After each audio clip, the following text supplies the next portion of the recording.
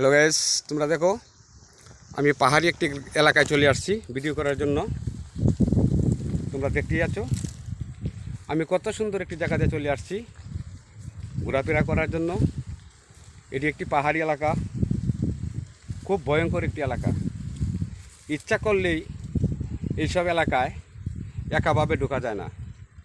তোমরা বুঝতে পারছো, আমি অনেক একটি রিস্ক নিয়ে চলে আসছি এই জায়গায় তোমাদেরকে গ্রামের পাহাড়ের কিছু ভিডিও দেখানোর জন্য। এই দেখো, তোমরা দেখতেই পারতেছ আমার পাশে এই গাছগুলা, এই বাগানগুলা কত সুন্দর, অসাধারণ অসাধারণ। তোমরা ভিডিওটা স্কিপ না করে পুরো ভিডিওটা দেখার মতো চেষ্টা করো। তোমরা দেখতেই পারতেছ কি সুন্দর একটি জায়গায় আমি চলে আসছি ভিডিও করার জন্য। পাহাড়ের আশেপাশে কিছু ধান ক্ষেত আছে, কৃষক ভাইদের কিছু ধান ক্ষেত আছে, তোমরা দেখতেই পারতেছ। এটি মেশিন দিয়ে তারা ধানগুলা নিয়ে নেয়।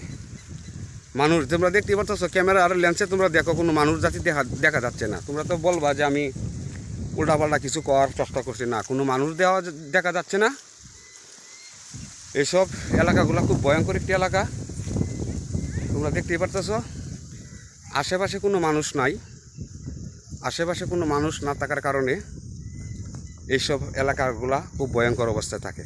এই দেখো কি একটি পরিবেশ নিয়ে আমি চলে আসছি। দেখো কি সুন্দর। আমার সাইডে দুজন সিকিউরিটি গার্ড আছে, ওই লোকগুলো হইলে আমার পরিচিত, ওই লোকগুলো হইলে আমার পরিচিত। ওরা আজকে এই জায়গায় ধান কাটবে, এই জন্যই তারা চলে আসছে, এই জন্যই তাদের সাথে আমি চলে আসছি, নাহলে আমার একা আওয়ার মতো কোনো ব্যবস্থা ছিল না। তোমরা দেখো কি সুন্দর একটি এলাকা, তোমরা দেখতেই পারতেছ, অসাধারণ একটি এলাকা।